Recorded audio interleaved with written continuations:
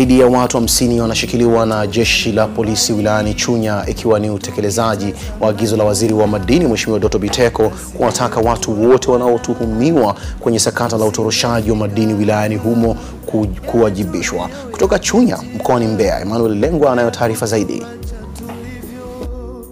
Sakata la utoroshaji wa madini wilayani Chunya limechukua sura mpya baada ya waziri wa madini Mheshimiwa Doto Biteko kuwasili wilayani humo na kutoa uamuzi wa kumvua madaraka mwenyekiti wa soko la madini la wilaya hiyo na kufuta leseni 7 za wafanya biashara wa madini, huku akivitaka vyombo vya dola kuwawajibisha wote waliotuhumiwa au waliotajwa kuhusika na utoroshaji wa madini Chunya. Wote kwa mamlaka yaliyopo kwenye sheria ya madini, watu hao wamedefault. Ninaielekeza tume ya madini kuzisimamisha mara moja leseni za watu wafuatao. Na mmoja kati ya hawa, msimamizi mwenyekiti wa soko Paulo Henry Mgagala, kwa mamlaka niliyopewa na kanuni ya kuendesha masoko ya madini kifungu cha 36, ninamvua mwenyekiti wa usimamizi wa soko kuanzia sasa hivi. Na hawa watu wote ninaelekeza vyombo vya usalama na task force iliyopo hapa Chunya ianze na hawa pamoja na watu wengine waliotajwa. Kuhusu watumishi wa ofisi ya madini wilayani Chunya wanaodaiwa kushirikiana na wafanya biashara kutorosha madini, waziri Biteko akatoa agizo hili. Ofisi ya madini wako wafanyakazi pia ambao wanatajwa ni vinara wa connection kwenye hili.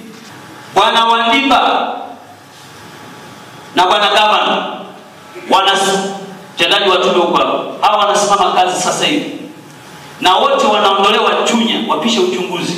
Na nimeshamwelekeza mtendaji wa tume na katibu mkuu, hivi ninavyozungumza kuna wataalamu wanatoka makao makuu 5 watakuja kufanya kazi hapa, na tutaajiri wengine 6 watakaa hapa. Kila mahali lazima tusimamiane.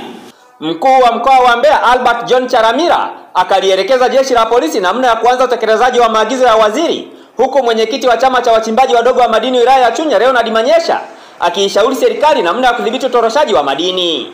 Hawa watumishi 5 ambao wanasimamishwa kazi kwa mujibu wa mamlaka ya Mheshimiwa Waziri RPC wachukuliwe leo, watahojiwa kwa ndani. Lakini jambo jingine, huyu kiongozi wa soko aliyevuliwa uongozi abebwe leo, atahojiwa ndani. Leo hii wala kucheleweshana. Na wale mabloka wale 13 ambao ndio mnafanya shughuli na yule mama, wala msijipeleke polisi RPC wakakamata leo. Niombe au nitoe ushauri kwenye serikali. Sehemu inayoonekana kabisa kwamba yenye shida zaidi ni kwenye dhahabu hizi za kukamatisha.